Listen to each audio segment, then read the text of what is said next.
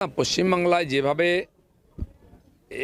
একটা অব্যবস্থা তৈরি করেছেন মমতা ব্যানার্জি এবং তার নেতারা ইচ্ছাকৃতভাবে চাইছেন না এসআইআরটা কমপ্লিট হোক, চাইছেন না ভুয়ো ভোটার বাদ যাক, তাই নির্বাচন কমিশনকে বিশেষ সময় দিয়ে অফিসারদের পাঠিয়ে এটা করার চেষ্টা হচ্ছে। কিন্তু যারা করছেন এখানকার কর্মচারীরা পুরোটা এসআইআর পরিচালনা করছেন, তারা যদি সহায়তা না করে, তারা যদি কাজ না করে, ইচ্ছা করে বাধা দেয়, তাহলে কী করে কমপ্লিট হবে?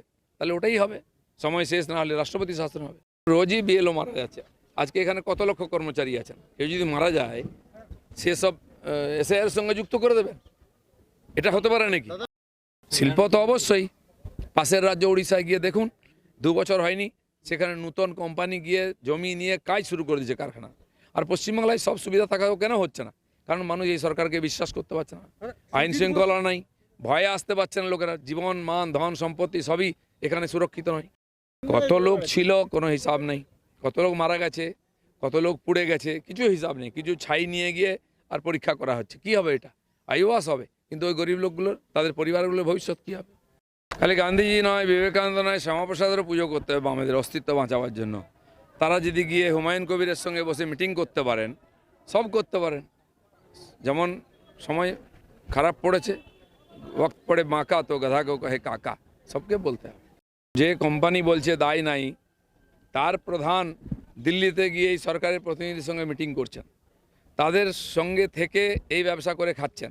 সেই জন্য পুলিশ প্রশাসন থেকে এমএলএ মন্ত্রী এরা সবাই এই দুর্ঘটনার সঙ্গে যুক্ত আছেন। দায় নিতে হবে।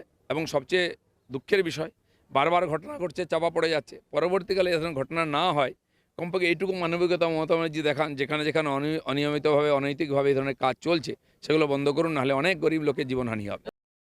এসআইআরের নাম শুনে টিএমসি মনে মনে মরে গেছে। তাই যে মরছে তাকে এসআইআর সঙ্গে জুড়ে দিচ্ছে। সারা ভারতবর্ষে এসআইআর হচ্ছে, খালি বাংলায় নয়।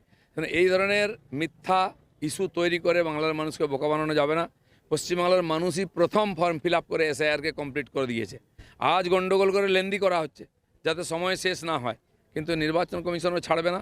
এখানকার রাজ্য সরকারের কর্মচারীদেরকে ভয় দেখিয়ে মমতা ব্যানার্জির লোকেরা এই গন্ডগোল বাঁধিয়ে উল্টোপাল্টা চিঠি দিয়ে আর এটাকে ঘেঁটে দেওয়ার চেষ্টা করছেন। কিন্তু এসআইআরও হবে, ইলেকশনও হবে।